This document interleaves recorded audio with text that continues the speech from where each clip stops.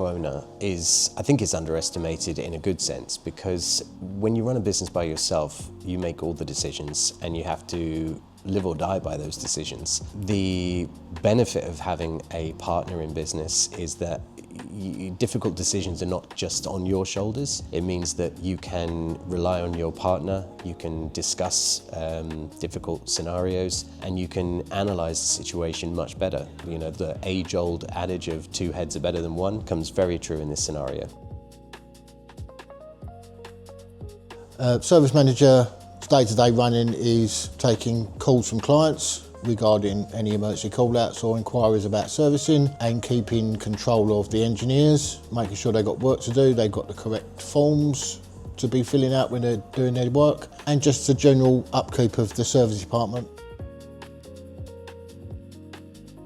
Engineers out on the road working, doing call-outs, servicing, me keeping on top of the forms that they fill out to come in so that I can send on to the clients and then invoice the clients appropriately, making sure we've got works booked in and all the parts necessary for that works. Sometimes they don't see what has to be organised regarding, not so much call-outs, because call-outs are emergency calls, so an engineer will go out and aim to fix on the first visit. Not always possible, so they might need to order parts. That's where the client sometimes gets confused, because where we carry a lot of parts, not all the parts are accessible, so we need to order in. And clients sometimes get the concept that, oh yeah, we carry every single part available. We'd need an articulated lorry to carry every single part available. And again, organising and arranging servicing visits. If it's a service visit for 1 compressor, that's fine. It's a service kit or not a service kit. If you've got 2 compressors, 4 suction pumps, 5 chairs, 3 x-rays, you've got to calculate the time allowance, how long each work's going to take, what parts are needed, how many engineers you're going to get done. Do the client want it all done in 1 day? Do they want it spread over a couple of days? So it's that working with the client to make work for them, but making sure that we can attain those targets so that we're not letting them down. If we're telling them we can do it, and when we don't, then they're going to say, well, you told us you could do it. So that's the whole concept of making sure that everything is planned out meticulously. The amount of behind-the-scene work that goes into the delivering and arriving at the final product, the design, the collaboration between members of staff to get to that point, the surveys, the things that are being purchased behind the scenes, just the multitasking and multifunctioning sales support in an office.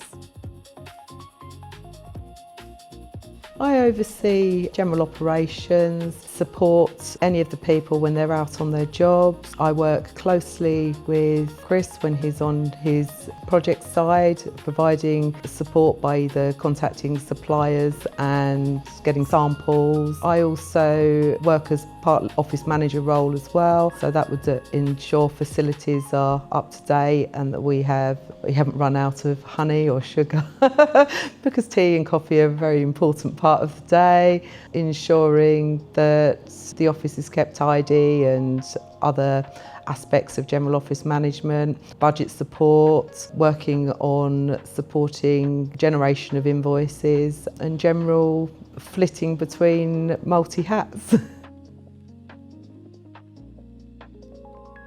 Listen to the client. Ultimately, by listening to them and responding to what their needs are and where they're at and making them feel that they are valued, ultimately supports us with our decision making and their response to whether they would like to go with Discover Dental or choose someone else. By being a big family and getting to know each other individually, and by knowing each other's individual traits and personalities, we can work together and be able to click and get the job done and know how to manage each other and our expectations.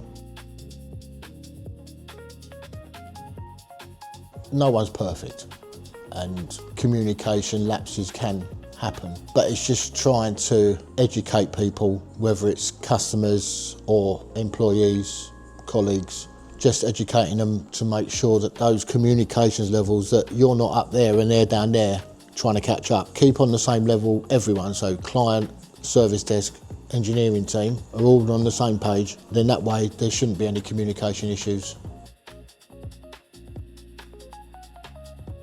Communicating change is always an interesting topic of conversation. I've discussed many times with WHAM about how we can effectively do this, but inevitably in a business, change happens. What we don't do is dictate. So when we're communicating change, we actually communicate the issue beforehand. So why are we making a change? What are the reasons behind it? And then we have a discussion all together and we talk to the whole team and explain what's working, what's not working, and the outcome of that scenario is we're going to make a change in process.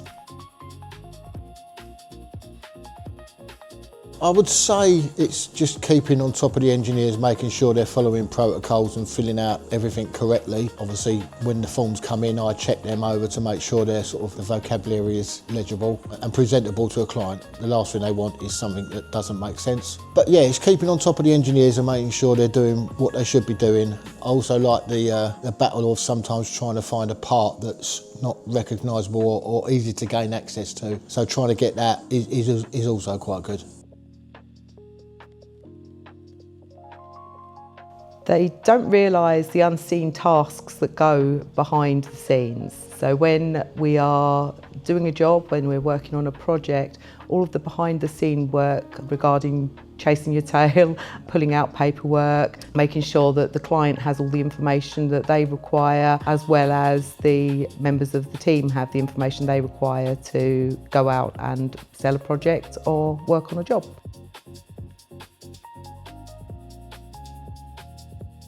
So there's a few uncomfortable truths, I think, and it's the primary one I would say is running a business is hard.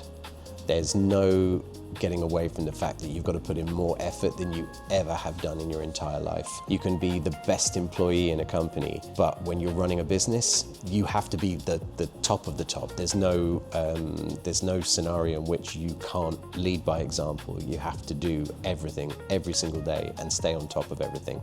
The difficulty in that is you are your own motivation. You have to wake up in the morning. You have to get into the office. You've got to be the first one in, the last one to leave, and you have to provide that energy and that positivity for the entire team. So having good days and bad days is okay for an employee, but every day when you're an owner, you have to be on good days.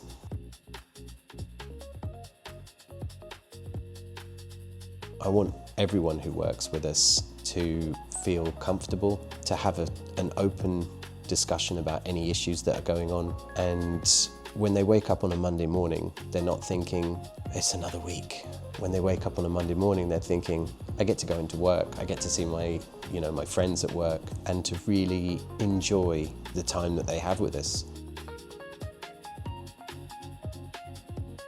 Again, I'll go back to the making approaches to new customers, even going back to old customers who I've known from previous companies. It's always nice to chat with them, catch up, and especially if they remember you, it means you've made a mark on them, hopefully for the better. You never know, it might be for the worse, but hopefully it's for the better. It is just getting customers on board to what we're working to and making them see that what we're offering isn't a tuppenny halfpenny job. We're offering them good quality service from good quality engineers at realistic and reasonable prices.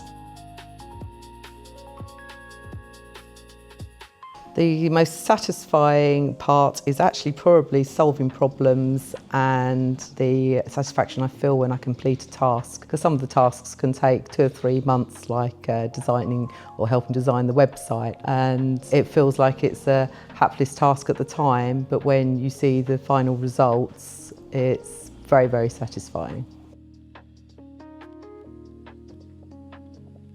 When WHAM and I started Discover Dental, we started with a mission statement. And a part of that mission statement was we want our reputation to enter the room before we do. And the meaning behind that is we want the dental practice to know that when Discover Dental walks through the door, they're going to receive the best customer service, they're going to have engineers that care, and they're going to have a support team that really thinks about their practice. So I think being known in the industry for being reliable and having great customer service, that's something which I think we really want to be known for.